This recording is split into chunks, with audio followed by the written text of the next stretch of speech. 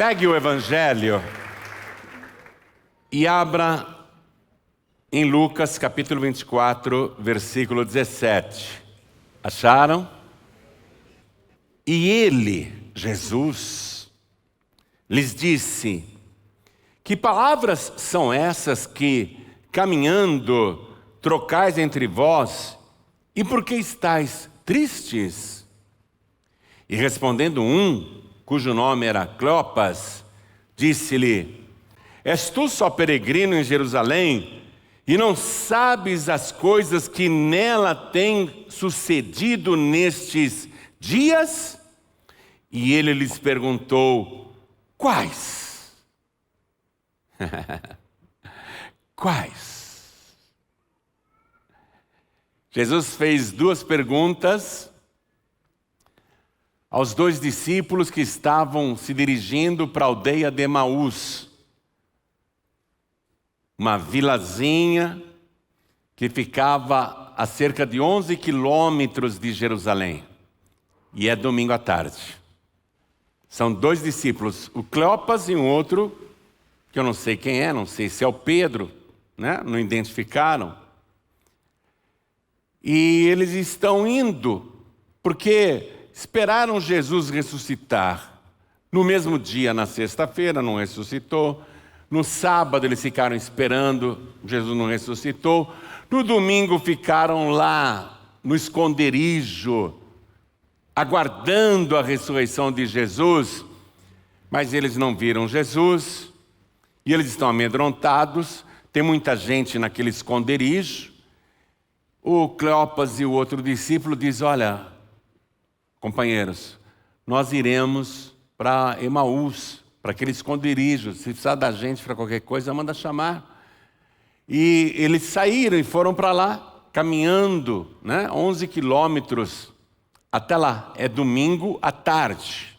Domingo à tarde.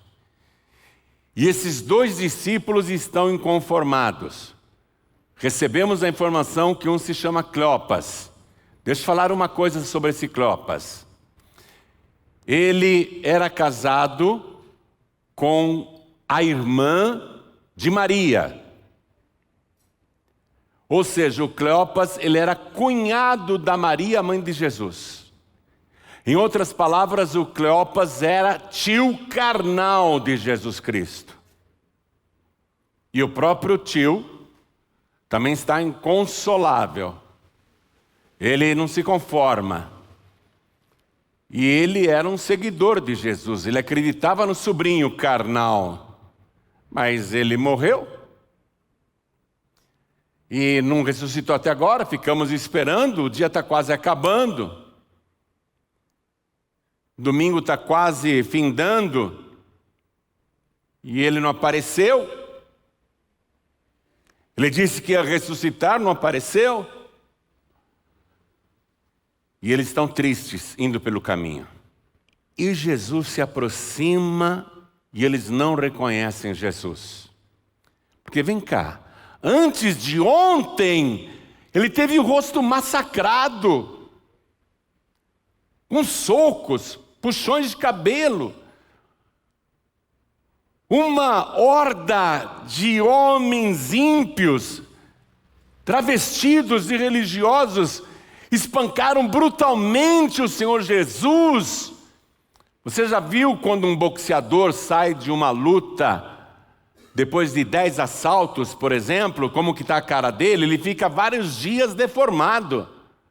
Lutador de MMA, dias depois, uma semana depois, o cara está todo torto ainda, inchado. Antes de ontem, ele foi agredido violentamente no rosto, no corpo, crucificado, o sangue drenado. Vazou sangue das 9 da manhã até as 3 da tarde daquela sexta-feira, morreu, foi sepultado. Ele está irreconhecível mesmo. Eles não conseguem reconhecer Jesus. Ou você acha que Jesus ressuscitou novinho em folha, como quem tivesse saído de um salão de beleza? Ele não saiu de um salão de beleza, ele saiu do sepulcro.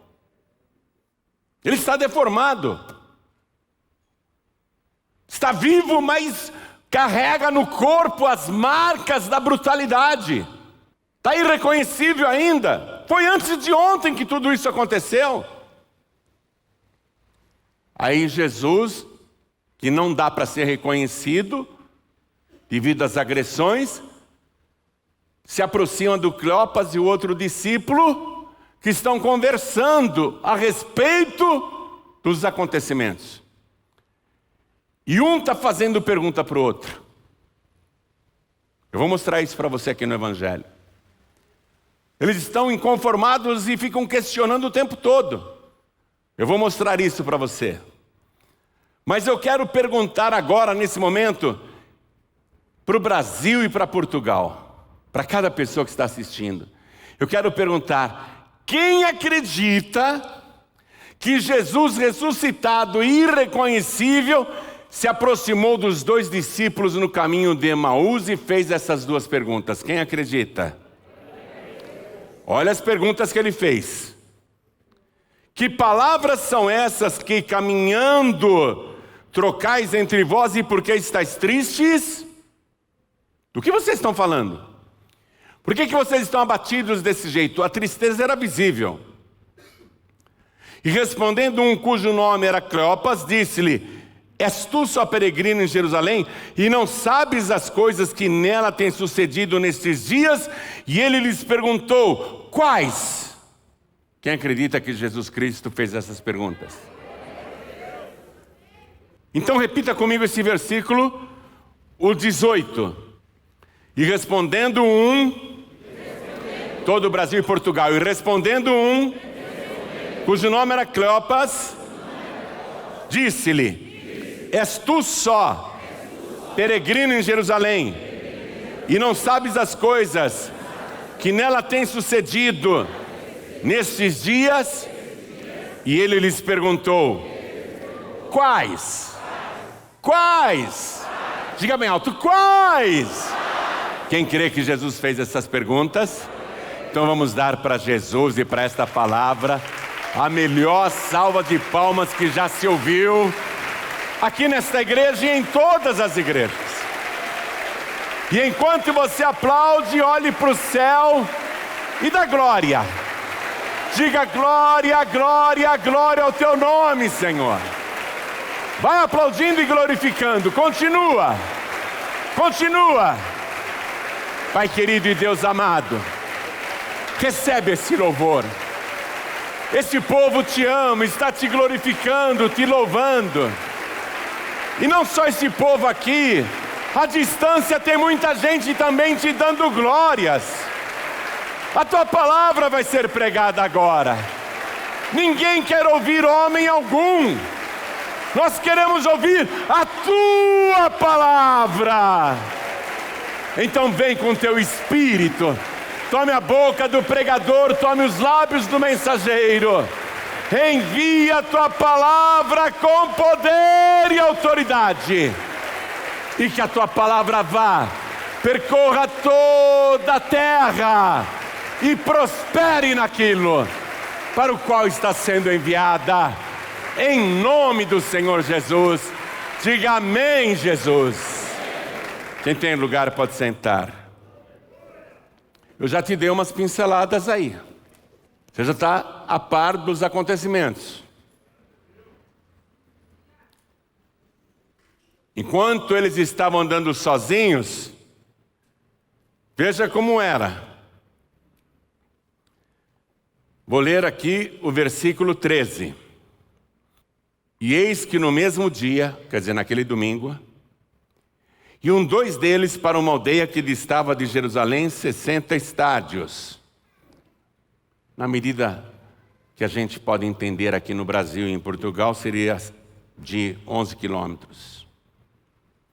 Cujo nome era Emaús. Emaús quer dizer riacho quente. Devia ter um riacho lá, com águas quentes. É para lá que eles estão indo. Iam falando entre si, os dois conversando, tudo aquilo que havia sucedido. Eles assistiram o horror que foi a prisão de Jesus na quinta-feira à noite, já entrando na sexta-feira de madrugada, o julgamento apressado, os tribunais que julgaram Jesus em altíssima velocidade, na verdade não o julgaram, apenas queriam dar aspecto de legalidade para uma farsa, porque ele já estava condenado à morte muito antes de ser preso. E quando deu 9 horas da manhã, Jesus Cristo foi pregado na cruz. Eles assistiram isso. 9 horas da manhã era o horário que lá no templo de Jerusalém o cordeiro era sacrificado. O cordeiro do Antigo Testamento, o animalzinho que era morto em favor dos pecadores. Jesus, o cordeiro de Deus que tira o pecado do mundo, foi crucificado exatamente às 9 horas da manhã.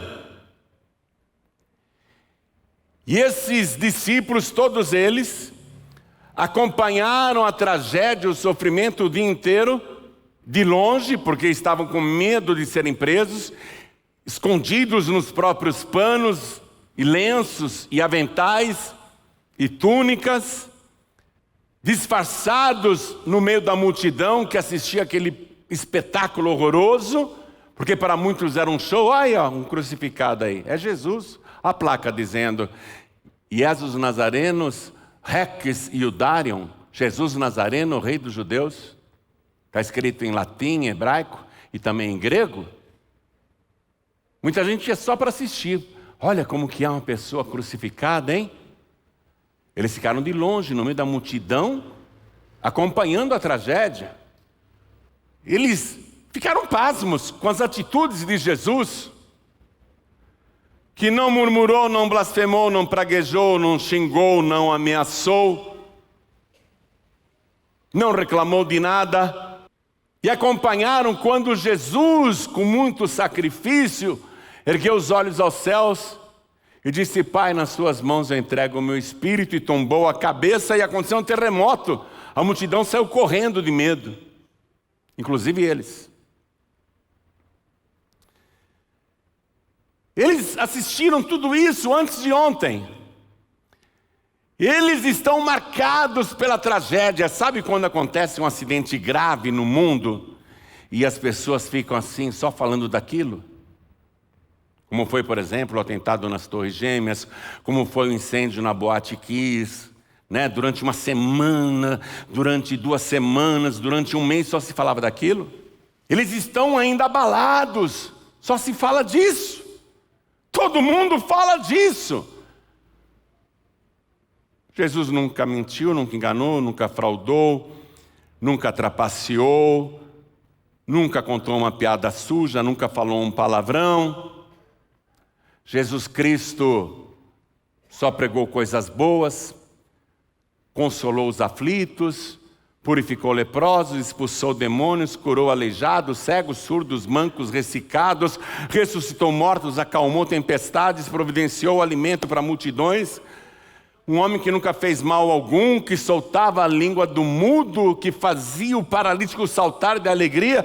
Um homem que fez tantas coisas boas terminar desse jeito. Por quê? Eles estão se questionando, por quê? E mais, por que Jesus, que tinha poder para pegar o vento na mão direita e dizer: cala-te! E o vento parava de uivar? Que dava uma ordem para um mar revoltado e dizia: aquieta-te! E o mar se aquietava como se fosse uma piscina? Porque ele, que dominava legiões de demônios, e que na hora da sua prisão, só de falar que ele era Jesus, dizendo: eu sou, o nome de Deus, eu sou, os guardas caíram por terra. Eles estão questionando, por que Jesus não fugiu? Por que ele não reagiu? Por que ele se deixou torturar dessa maneira? E mais, por que Deus não interferiu? São perguntas. E aconteceu que, indo eles falando entre si, fazendo perguntas, um ao outro. Por quê? Por quê? A gente não consegue entender. Por quê? Por quê? Nessa hora, o mesmo Jesus, dá uma olhada no versículo 15 e passa um traço com a caneta. O mesmo Jesus se aproximou e ia com eles. O mesmo que eles conheciam, o sobrinho carnal do Cleopas. O mesmo Jesus que eles conviveram 3 anos. O mesmo Jesus com quem eles tiveram a honra, o privilégio de acompanhar dia e noite, de se alimentar com Ele, de acampar no mesmo lugar, de ouvir suas palavras e ver os seus milagres de perto. O mesmo Jesus que eles conheciam muito bem, o mesmo que foi preso, torturado, crucificado, morto, sepultado, o mesmo Jesus, não era outro Jesus, a palavra deixa isso claro. O mesmo Jesus, ele não tinha um irmão gêmeo não, tá? O mesmo Jesus, com as marcas na fronte, as marcas nas mãos e nos pés, as costas com os vergões dos açoites. O mesmo Jesus se aproximou e ia com eles. Eu estou te falando que Jesus não tinha um irmão gêmeo para deixar uma coisa bem clara.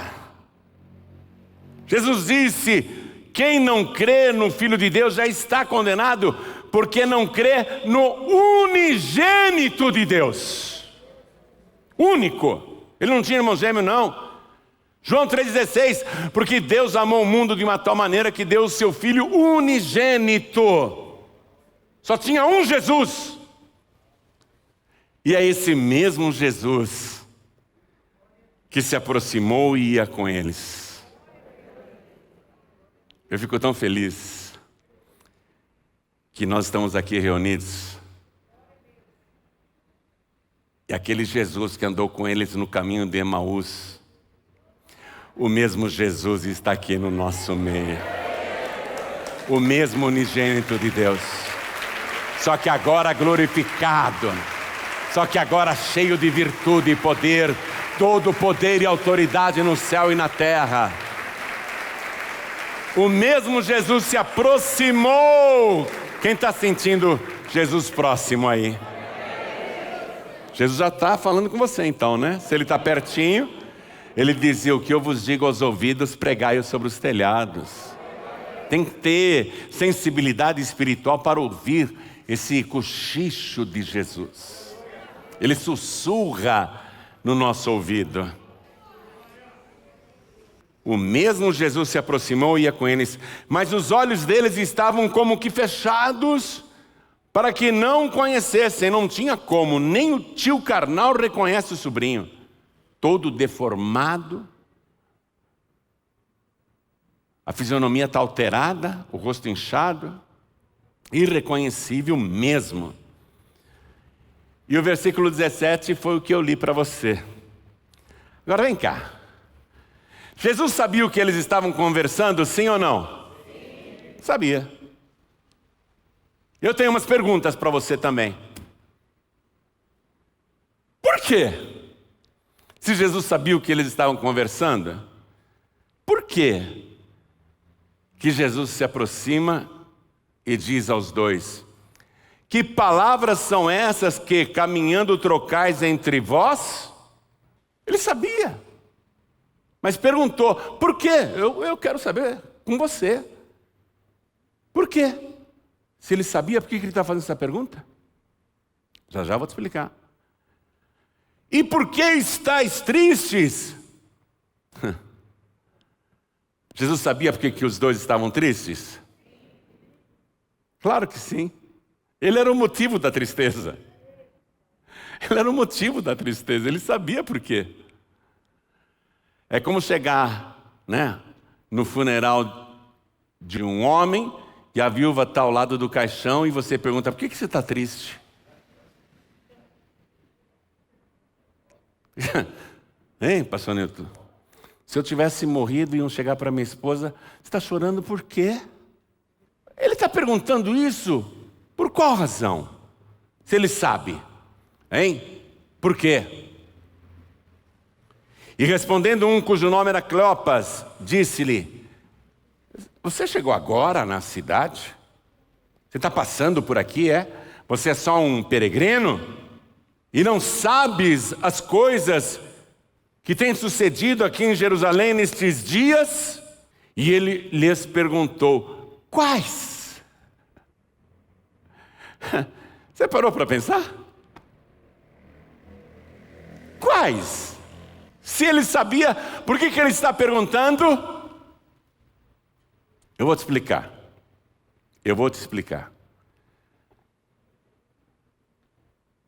Jesus estava preparando pregadores. Homens que anunciassem a maior mensagem de todos os tempos. Ele ensinou esses dois durante 3 anos, treinou esses dois e os demais durante 3 anos. Então ele está fazendo uma pergunta de vestibular. Pergunta de treinamento. São perguntas para obrigar o discípulo a responder certo. O que vocês estão falando entre vós? Que palavras são essas que trocais?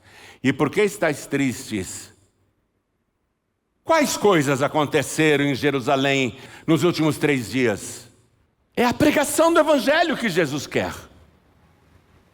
Jesus quer saber se esses dois estão realmente preparados para pregar a principal mensagem que a humanidade precisa ouvir. É um exame, é um treinamento. É como a gente que às vezes está preparando um pastor e faz isso com ele também, quer saber se ele conhece a Escritura, quer saber se ele sabe pregar. A gente quer avaliar se o camarada está envolvido mesmo com a mensagem. Jesus quer avaliar. Não é que ele não sabe, não, ele sabe de tudo. Aliás, Jesus já sabe até o que eles irão responder. Mas ele quer ver a capacidade que eles têm de transmitir a principal mensagem. Está pegando a coisa? Por isso que ele pergunta: quais coisas que aconteceram nos últimos dias? Aí, um deles, o tio, e o outro, começam a pregar para aquele estranho. Eles não sabem que é Jesus. Jesus está se passando por um estranho. É a chance que eles têm de pregar o Evangelho para aquele estranho. Jesus está se passando por um estranho que não sabe de nada, está entendendo isso? Que não sabe de nada. A população do Brasil não sabe de nada. A população do Brasil, se souber o nome de Jesus, é muito. A grande maioria não sabe nada sobre Jesus. Não sabe. Ah, mas eu já assisti filme, já vi peça de teatro. Eu vou começar a fazer perguntas e você vai ver que você não sabe nada sobre Jesus.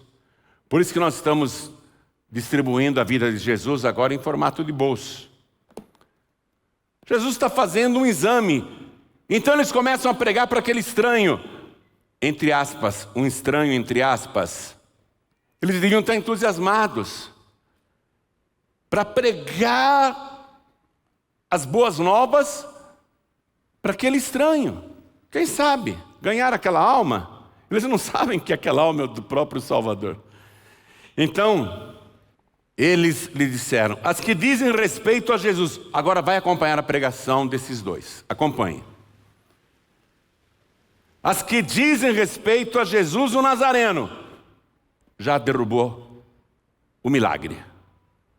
O Nazareno, Nazaré é aquela aldeia minúscula que todo mundo desprezava e que só tinha gente analfabeta. Jesus o Nazareno já derrubou Jesus. Eu não gosto de chamar Jesus o Nazareno, Jesus de Nazaré. Eu não gosto. Ele não é Jesus de Nazaré. Ele é o Todo-Poderoso, o Criador dos céus e da terra, o possuidor de todos os mundos, o Rei do universo, o Rei dos reis e o Senhor dos senhores, aquele que foi morto e ressuscitou e está vivo pelos séculos dos séculos e tem nas mãos as chaves da morte e do inferno. Jesus, o Nazareno.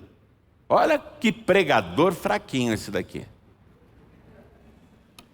Se eu pegar você chamando Jesus de Nazareno, eu vou te botar de castigo. Você vai ficar sem celular uma semana para ler a Bíblia. Você só fica aí no WhatsApp, no Instagram e no Facebook, né? Só fica nas redes sociais e não lê a Bíblia. Por isso que você fala Jesus Nazareno. Vai ler o livrinho, vai ler o livro. Que foi, olha a pregação desses discípulos. Eu reprovava. Jesus vai reprovar eles. Jesus vai reprovar com esculacho. Escuta. Que foi um profeta, poderoso. Foi, já era. Que foi um profeta poderoso. Um profeta, é isso que você pensa de Jesus? Tem gente que pensa que Jesus é só um profeta. Os maometanos, os islamitas, os árabes pensam que Jesus só foi um profeta. Que Maomé é até maior do que ele. Que foi um profeta poderoso em obras e palavras diante de Deus e de todo o povo. E como os príncipes dos sacerdotes e os nossos príncipes, está do lado dos inimigos, os nossos príncipes. Esses pregadores tinham que dizer, aqueles miseráveis, desgraçados. Não os nossos príncipes. Os inimigos de Jesus são nossos príncipes. E como os principais dos sacerdotes e os nossos príncipes o entregaram à condenação de morte e o crucificaram. O entregaram à crucificação de morte. Condenaram ele à morte. E nós esperávamos que fosse ele que remisse Israel. A palavra remir tem dois significados. Uma delas, a remissão, é quando o credor vê que o devedor não pode pagar a dívida, então ele oferece a remissão para o devedor. O devedor tem que aceitar o perdão da dívida, senão não tem remissão. Esse é um sentido. O outro sentido de remissão, ou de remir, esse verbo remir, o outro sentido é tirar do poder alheio. Israel estava debaixo do poder alheio de Roma. O Império Romano mandava e desmandava em Israel. Nós esperávamos que ele remisse Israel, que ele tirasse Israel do poder dos romanos. Olha a remissão que eles estavam esperando. Uma remissão mundana. Uma remissão para esse mundo, para essa política, para esse século. Eu fico envergonhado de ver quantos pastores hoje estão envolvidos em política, em redes sociais, discutindo, e só política daqui, política de lá, e ataca um, defende o outro, nem falam mais de Jesus, pastor. Esses daqui estavam querendo remissão política, estavam envolvidos com uma briga política. Nós esperávamos que ele remisse Israel, que ele tirasse Israel do poder alheio de Roma, que ele derrotasse os romanos, porque ele era tão poderoso. Mas agora, com tudo isso, é já hoje o terceiro dia desde que essas coisas aconteceram. Foi antes de ontem. É verdade que também algumas mulheres dentre nós nos maravilharam, as quais de madrugada foram ao sepulcro, e não achando o seu corpo, voltaram dizendo que também tinham visto uma visão de anjos, que dizem que ele vive. Dizem. Você está sabendo de Jesus só porque os outros dizem alguma coisa dele? O que você sabe de Jesus é o que dizem dele? As mulheres voltaram falando isso, dizendo que tinham tido uma visão de anjos e que os anjos dizem que ele vive. E alguns dos que estavam conosco foram ao sepulcro e acharam ser assim como as mulheres haviam dito, porém não o viram. Cadê a prova? Não viram. Estão falando que o corpo não está lá, mas não o viram. Em outras palavras, esses dois pregadores não acreditam que Jesus está vivo.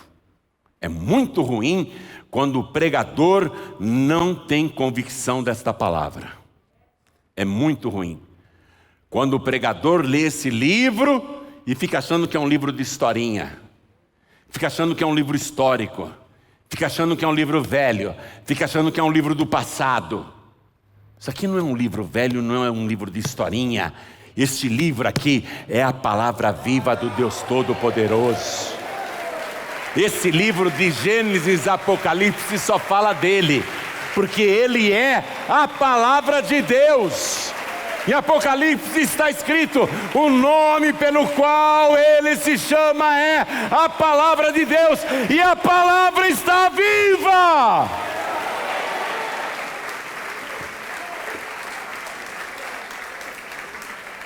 Versículo 24.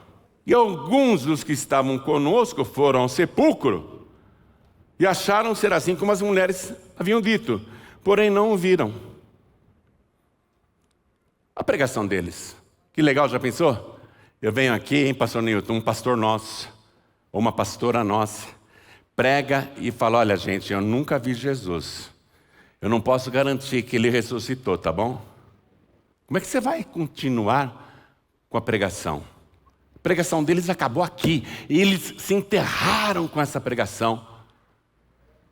Vão ser reprovados. Vão ser reprovados com esculacho. E Jesus está certíssimo. Olha aqui, ó. Então vamos. Versículo 25. E Jesus lhes disse, ó nécios e tardos de coração para crer tudo o que os profetas disseram. Vem cá. Jesus está dizendo, não quer acreditar nas mulheres? Não querem acreditar nos anjos? Acreditem na minha palavra. Acreditem nos meus profetas e em tudo que eles falaram. Quando a pessoa não crê na palavra, não vai crer em mais nada. Se você não crê na palavra, você não vai crer em mais nada. Não é ver que vai fazer você crer. É ler a palavra. Ó nécios. Você sabe o que é nécios, né? Você sabe o que é um nécio? O nécio é uma pessoa desprovida de conhecimento. Uma pessoa que não conhece nada. Não conhece. Eles andaram 3 anos com Jesus e não conhecem Jesus. Não conhecem e nem reconhecem. São nécios. Olha aqui. Outras definições. Incapaz, incoerente e a pior de todas, a palavra nécio quer dizer ignorante. Jesus está realmente reprovando e esculachando ignorantes e tardos de coração para crer tudo, diga tudo. Você quer crer só num pedacinho da palavra, é? Para crer tudo o que os profetas disseram. Aí ele começa a explicar, versículo 26. Porventura não convinha que o Cristo padecesse? Eles estavam se perguntando, por quê? Por quê? Por quê? Por que ele apanhou desse jeito? Por que ele se deixou prender, crucificar, ser morto, não reagiu? Vocês não sabiam que convinha que ele padecesse essas coisas e entrasse na sua glória? Aí Jesus, começando por Moisés e por todos os profetas, explicava-lhes o que dele se achava em todas as Escrituras. Pode pegar de Gênesis até Malaquias. Como eu queria estar naquele caminho de Emaús para ouvir diretamente dele essa explicação. Ele foi explicando tudo, mas muita coisa a gente sabe, viu? Por exemplo, em Gênesis, ele é o Criador de todas as coisas. Ele é o verbo haja, e as coisas começaram a aparecer. Ele é a luz deste mundo. Ele é o que faz brotar a semente, brotar a terra. Ele, Jesus, é o que comanda os céus, os astros, o universo. Quando a gente começa a ler o livro de Gênesis, a gente já começa a enxergar Jesus ali no Éden. Ele é a árvore da vida. Só tem direito à árvore da vida quem é de Jesus Cristo. Ele é a árvore da vida. Quando o Senhor disse, façamos o homem conforme a nossa imagem e semelhança, Ele podia ter dito, eu farei o homem conforme a minha imagem e semelhança, mas vamos fazer, eu e você, vamos fazer o homem conforme a nossa imagem e semelhança. Em outras palavras, Jesus é o modelo. Fica aí, meu filho, não se mexe não. Vou fazer um igualzinho à tua semelhança aqui, ó. O primeiro Adão. Jesus é o segundo Adão. A gente começa a ler e vai vendo.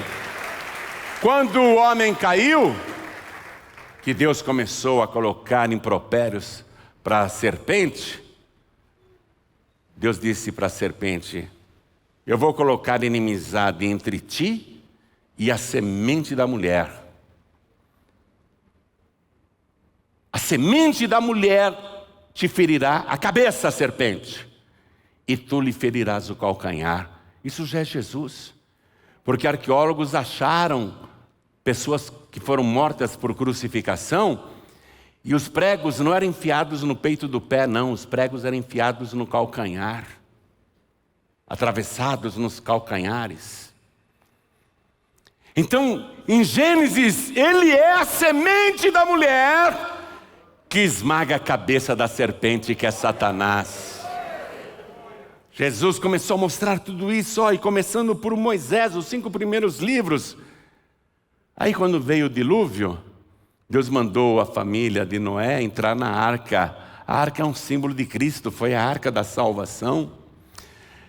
Aí quando Abraão lá na Babilônia escutou a voz de Deus, Deus disse assim, sai da tua terra, sai da tua parentela, sai da casa do teu pai e vai para a terra que eu te mostrarei. E far-te-ei uma grande nação e abençoar-te-ei grandissimamente. E tu serás uma bênção. Abençoarei os que te abençoarem e amaldiçoarei os que te amaldiçoarem. E em tua semente, Abraão, serão benditas todas as famílias da terra. A semente de Abraão que abençoa todas as famílias da terra é o nosso Senhor e Salvador Jesus Cristo. Ele foi mostrando a Escritura. Estou abrindo o entendimento de vocês, para vocês compreenderem essas coisas. Ele é o Deus de Abraão. E aí quando Abraão volta vitorioso daquela guerra, Jesus aparece para ele, hein? 2000 anos antes de Jesus nascer em carne e ossos, ele apareceu para Abraão na figura de Melquisedeque, trazendo pão e vinho para Abraão, os elementos da Santa Ceia. Abraão tomou a Santa Ceia diretamente das mãos de Melquisedeque, o Rei da Paz, o Rei da Justiça. Quem que é o Rei da Paz? Quem que é o Rei da Justiça? O nosso Senhor e Salvador Jesus Cristo. E aí Jesus foi mostrando tudo para eles, começando por Moisés, e olha só, hein? Ainda na época de Abraão, 3 aparecem para ele ao meio-dia. Um dos 3 é o Senhor Jesus. Quando Deus diz para Abraão, eu quero o Isaac. O Isaac põe a lenha nas costas, o Abraão vai com ele lá no Monte Moriá, e vai sacrificar o filho. Ali Jesus aparece. Não, Abraão, não faças mal ao Isaac. Aí Abraão olha na direção da voz, ele não vê uma pessoa, ele vê um cordeiro. Preso pelas pontas, diz a palavra, preso pelas pontas, no espinheiro, a coroa de espinhos na cabeça de Jesus. E olha aquele cordeiro que Abraão viu, e eu vejo Jesus Cristo, que foi oferecido e morto no lugar de Isaac, para que Isaac não morresse. Jesus foi mostrando todas essas coisas para os seus 2 discípulos, esses alunos que foram reprovados, eles estão agora em recuperação. Jesus está vendo se dá para salvar esses pregadores. Aí quando você vê o Jacó lá, apavorado, dormindo no deserto, a céu aberto, Jacó tem a visão da escada que vai até o céu. Ali é Jesus Cristo. Até Jesus falou isso para Natanael. Jesus falou assim: a partir de agora você vai ver o céu aberto, os anjos de Deus subirem e descerem sobre o Filho do Homem. Jesus é a escada de Jacó. E ele foi mostrando isso para esses alunos. E eu estou só em Gênesis e pulando muita coisa, viu? Ele é o anjo do Senhor que luta com Jacó e deixa Jacó ganhar a batalha. Sabe quando um pai briga com o filho e finge que apanhou? O filho pequenininho brinca de luta com o filho. Ai filho, ai não estou aguentando. O pai brinca com o filho, vamos fazer um braço de ferro. Ai meu filho, não, você vai quebrar meu braço, meu filho. A criança fica toda feliz. O Jacó pensa que era um campeão. Ele brincou com Jacó. Jacó pensa que ganhou de Deus. Ele estava lá. O anjo do Senhor, o Senhor Jesus. Foi ele que fez de José o Zafanate Paneia, o Salvador do mundo. E quando Jacó abençoou os seus filhos, ele era o cetro de Judá. Nunca mais o cetro real iria sair da tribo de Judá. Em Êxodo, ele é a sarça que pegava fogo e não se consumia. Mataram sem Jesus, mas a sua chama está mais acesa do que nunca. O fogo do Espírito está entre nós. Jesus está vivo. Ele é a sarça viva. Pode fazer o que quiser, ninguém vai conseguir apagar Jesus. A sua chama arde. Por isso que esses dois aqui vão falar depois. Enquanto aquele estranho falava conosco, nosso coração não queimava. Jesus foi mostrando. E quando Moisés perguntou para Deus: qual é o teu nome? E ele disse: eu sou o que sou. Eu sou. Eu sou o caminho, a verdade e a vida. Eu sou a luz do mundo. Eu sou o pão da vida. Eu sou aquele que foi morto, mas eis aqui estou vivo pelos séculos dos séculos e tenho nas mãos as chaves do inferno e da morte. Eu sou, eu sou. Ele disse para a mulher samaritana: eu sou eu que falo contigo. Jesus foi mostrando tudo isso: eu sou, eu sou. Aí quando chegou na 10ª praga lá no Egito, Deus disse: fala para cada família pegar um cordeiro para cada casa, um cordeiro puro, sem defeito, sem mancha, um cordeiro perfeito. Manda sacrificar à tarde, o horário que Jesus morreu. Manda sacrificá-lo à tarde e pegar o seu sangue e passar no madeiro das portas. E quando eu entrar no Egito, a casa que tiver o sangue santo do cordeiro, eu vou pular aquela casa. E a casa que não tiver o sangue, a morte vai entrar. Jesus. Ele foi se mostrando aquele que libertou todo mundo da escravidão. Olha, eu tenho aqui um estudo que eu fiz, já que eu não estava lá em Emaús, mas é tanta coisa, pastor Nilton. Eu vou ler rapidamente para te passar isso. Ele é a coluna de nuvem de dia e a coluna de fogo à noite. Ele é o maná do deserto que sustentou o povo e ninguém morreu de fome. Ele é a rocha em Horebe que foi ferida e verte águas vivas, água da vida. Ele é o tabernáculo que Deus mandou Moisés construir, o tabernáculo de Deus com os homens. E ele é, no livro de Êxodo, o Senhor que te sara. Ele falou: se ouvires atentamente a voz do Senhor teu Deus, e fizeres o que é reto aos seus olhos, nenhuma das enfermidades que eu pus sobre os egípcios eu porei sobre ti, porque em Êxodo eu sou o Senhor que te sara. E aí em todo o Antigo Testamento, em Levítico, ele é o sumo sacerdote. Ele é o sangue dado no altar para expiação dos pecados. Ele é a festa da Páscoa, das primícias e de Pentecostes. Em Números, ele é a serpente que Moisés ergueu numa haste lá no deserto. Até Jesus usou isto, ensinando Nicodemos. Assim como Moisés ergueu a serpente no deserto, e quem olhava para ela vivia. Assim também importa que o Filho do Homem seja erguido. Jesus usou essa passagem, isso foi Ele que revelou, não sou eu não.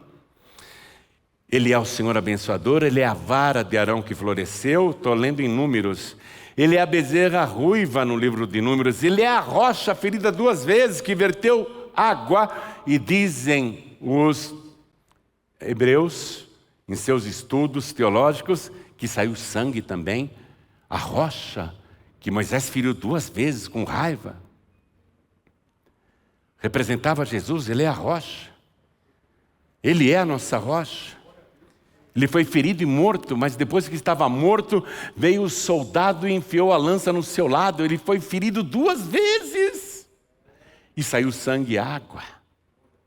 Jesus foi explicando isso para aqueles 2 privilegiados, aqueles 2 alunos que não mereciam, viu? Devia estar eu e você lá, Nilton. Ele é o holocausto eterno, o cordeiro sacrificado. É assim, gente. Isso se tornou prática em Jerusalém, em Israel. Às 9 horas da manhã um cordeiro era morto. Às 3 horas da tarde outro cordeiro era morto. Jesus foi crucificado às 9 da manhã e às 3 horas da tarde Ele rendeu o Espírito. Ele é o Cordeiro de Deus. Gente, se eu for contar tudo que eu tenho aqui, nós vamos chegar em Emaús a pé. Eu tenho um grande estudo aqui. Mas o que eu quero te dizer é isso, preste atenção. Jesus foi pregando e ensinando, e eles não sabem que é Jesus. E chegaram à aldeia para onde iam, e Ele fez como quem ia para longe. E eles o constrangeram, dizendo: fica conosco, porque já é tarde, e já declinou o dia. E Jesus, aquele estranho, entrou para ficar com eles. E aconteceu que, estando com eles à mesa, tomando o pão, o abençoou, o partiu e o deu. Aí abriram-se os olhos e o conheceram, e Ele desapareceu-lhes. E disseram um para o outro: porventura não ardia em nós o nosso coração, quando pelo caminho nos falava e nos abria as Escrituras? Aí eles vão pregar a verdade. Eles voltam correndo para Jerusalém, e agora eles estão anunciando lá para os outros discípulos: Jesus Cristo ressuscitou. Ele é o vencedor, Ele venceu a morte, Ele esteve conosco. Nosso coração pegou fogo quando Ele falava conosco. Agora eles estão pregando, veja, agora eles são pregadores incendiados por Jesus Cristo. Quando um pregador tem dentro dele um coração que queima, quando uma pregadora tem dentro de si um coração que queima, quando um cristão, uma cristã tem dentro de si o fogo do Senhor, aonde ele chegar, ele vai incendiar a seara. Ele vai botar fogo na seara. Quem ouvir esse pregador, essa pregadora, vai ter a certeza que Jesus Cristo está vivo pelos séculos dos séculos, está vivo, e dentro dessa pessoa, com certeza Ele está vivo, e dentro dessa pessoa. Essa é a pregação, amados. Esses 2 voltam para Jerusalém e anunciam para os demais que não acreditam. Não acreditamos. Eles não estão acreditando. Aí Jesus aparece no meio da sala, de carne e ossos. Eles não acreditam. Jesus diz: eu não sou um fantasma, me peguem aqui. Deixa eu falar uma coisa.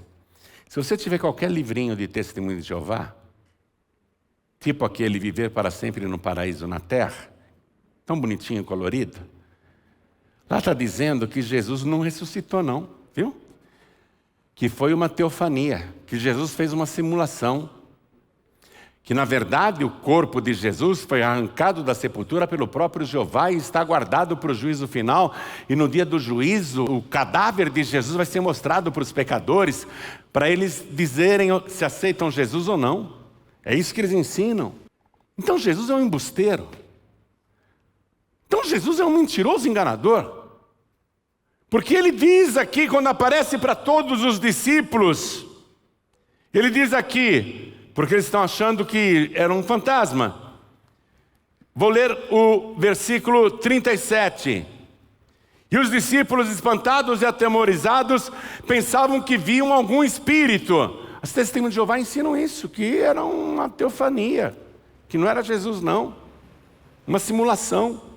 E Jesus lhes disse: por que estáis perturbados? E por que sobem tais pensamentos ao vosso coração? Olha, ele continuando a fazer perguntas, para ver se o pregador acorda, se a pregadora acorda.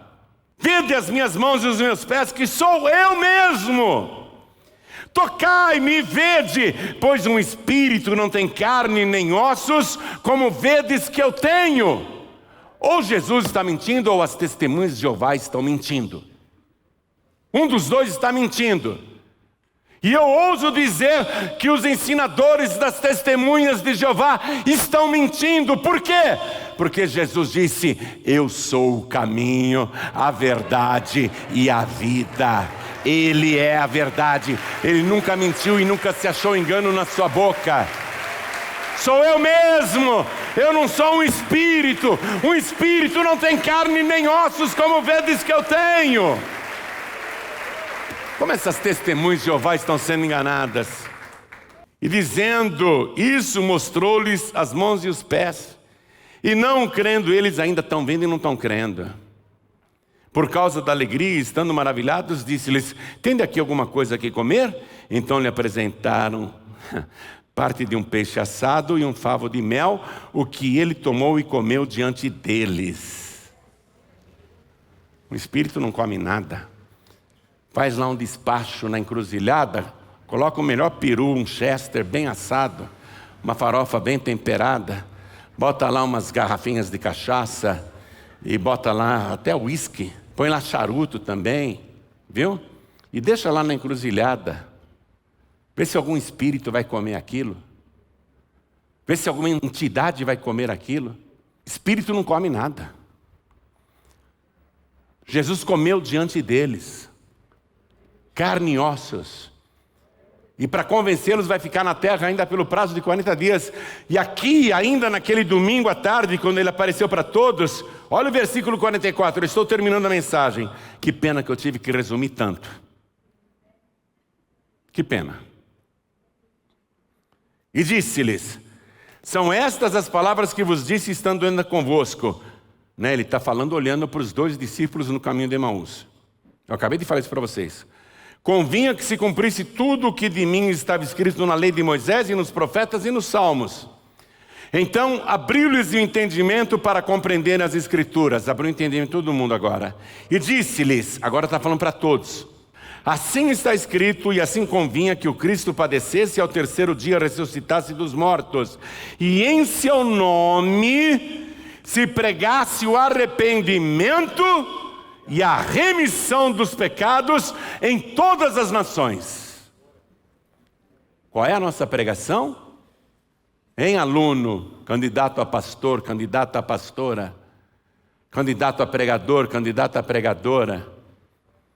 Qual é a nossa pregação? A nossa pregação é que você, frequentando aqui a nossa igreja, vai ficar rico em um ano, você vai comprar uma cobertura, vai ter um jato, um iate, uma lanche, um carro importado. Que você, frequentando essa igreja aqui, você vai ter muita prosperidade, um grande bem-estar financeiro. É essa a pregação que ele mandou fazer? As igrejas saíram dessa pregação que ele mandou. Olha aqui, ó. E disse-lhes: assim está escrito, assim convinha que o Cristo padecesse e ao terceiro dia ressuscitasse dos mortos, e em seu nome se pregasse o quê? O arrependimento e a remissão dos pecados. A remissão aqui não é tirar do poder alheio, se bem que vai tirar do poder de Satanás, do império das trevas.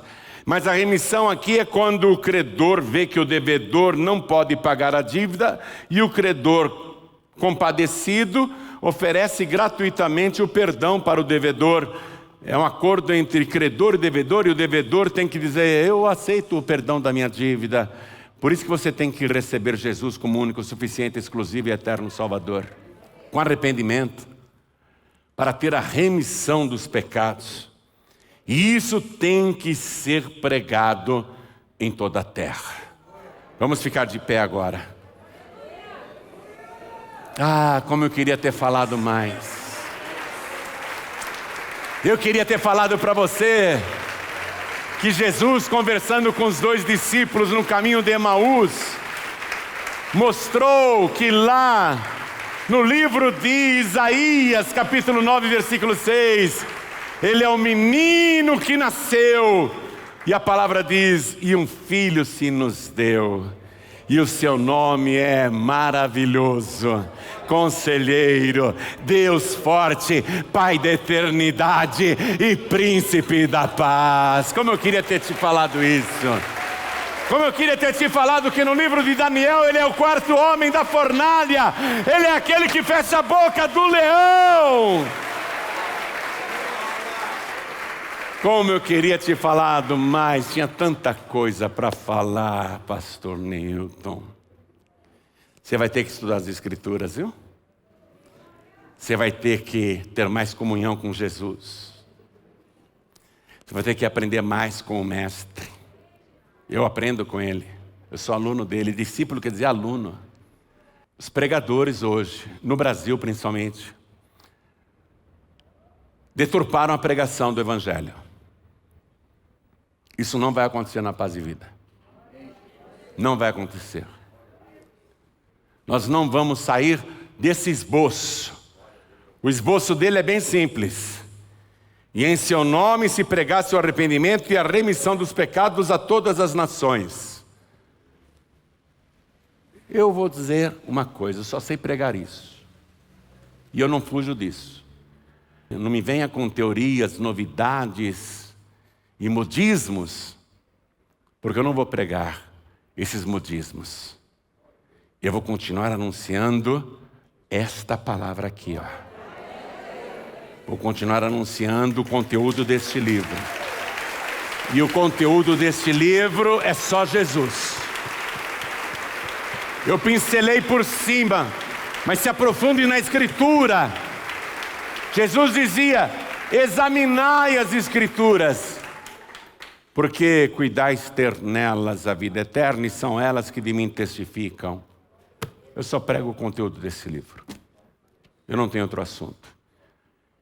Corrija a tua pregação. Vamos orar pelos doentes, vamos expulsar demônios, vamos orar para as pessoas arrumarem emprego, vamos orar para as pessoas terem fartura, vamos continuar orando para Deus abençoar o seu povo, porque é direito de quem obedece o Senhor Jesus. Ele disse, eu vim para que todos tenham vida e vida com abundância, mas nós vamos continuar pregando principalmente o seguinte, quer ir para o céu? Tem que ter arrependimento. Porque com arrependimento você vai alcançar a remissão, o perdão dos pecados.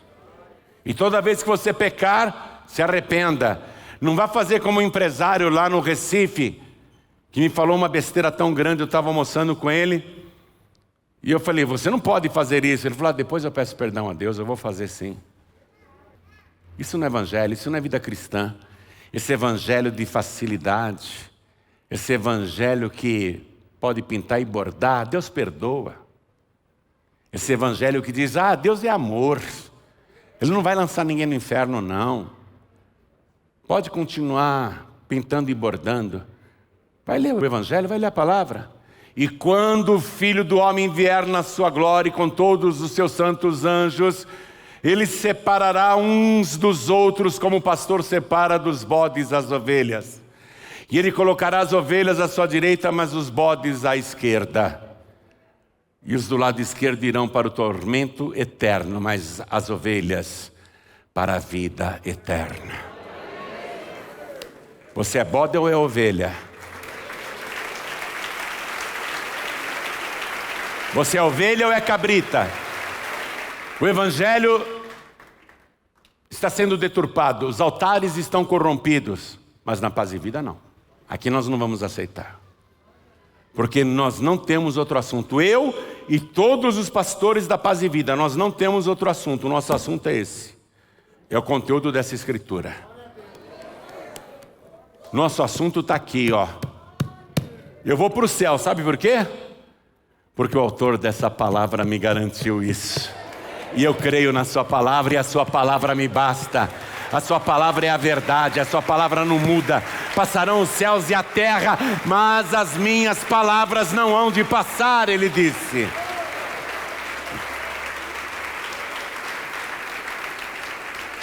Erga as duas mãos aos céus. Ore assim comigo, meu Deus e meu Pai. Nesse momento, eu quero ser aprovado como discípulo que prega a mensagem central, a mensagem principal, que leva para o céu.